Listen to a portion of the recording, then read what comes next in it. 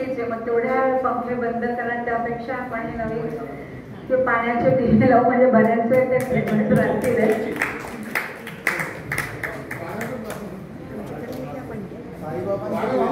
साईबाबांचे दिवे पाण्याने लागतात माहिती माझ्याकडे आहे म्हणून म्हटलं की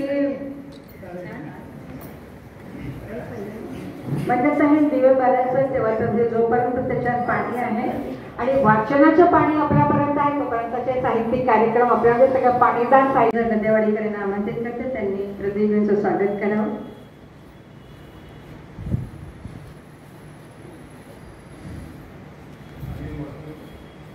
हां, अनिल मोडके स्वागत करण्यास व्यासपीठावर यावं.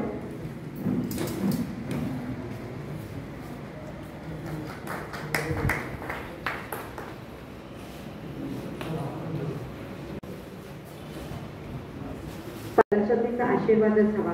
125 पुस्तकं लिहिताना सरस्वतीचं सानिध्य यांना खूप मोठं लाभलं आहे. अशा पुस्तक प्रकाशनाचा सोहळा आपण करूया. मी सर्व मान्यवरांना विनंती करते की 125 पुस्तकांची मला स्वतः 15 पुस्तकांचं आज इथे किती पुस्तकं आहेत? 15 पुस्तकं. 15 जण पण नाही हो, एक पुस्तक संपणार. त्यांनी लिहिले एवढी पुस्तकं.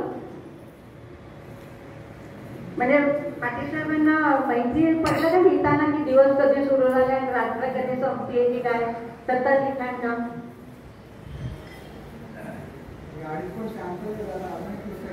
अजून एक पुस्तक येणार आहे.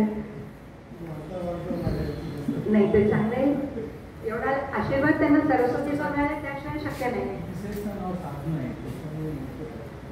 साधना ते म्हणजे ग्रस्त जीवनात पण ते साधना करतात आणि सरस्वती. डॉक्टर सदानंद पाटील.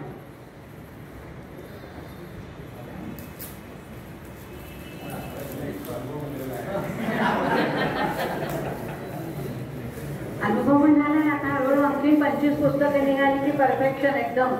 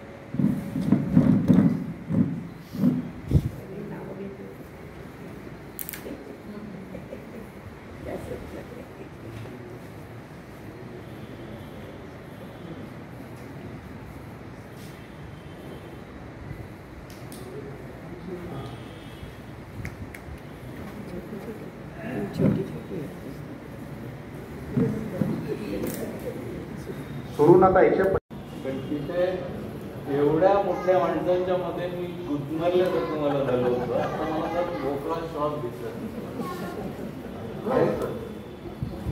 आजच्या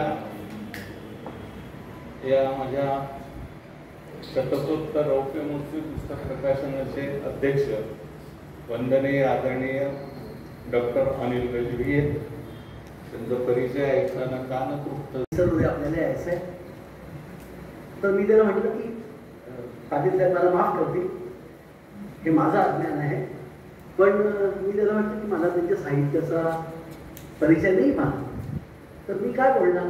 तर मी विशेषतः पाटील साहेब, साधनाताई, महाजन सर, आमच्या मुलाचे गुरु खरे सर, ते दुसरे खरे सर. आणि आज मला आश्चर्य वाटतं की या सभागृहामध्ये जी मंडळी आहे ना, ते याचं होतं ना, व्हिडिओ करू का? मग तुम्ही आता मला व्हिडिओचंच करून दिला म्हणून मी कन्फ्यूज आहे.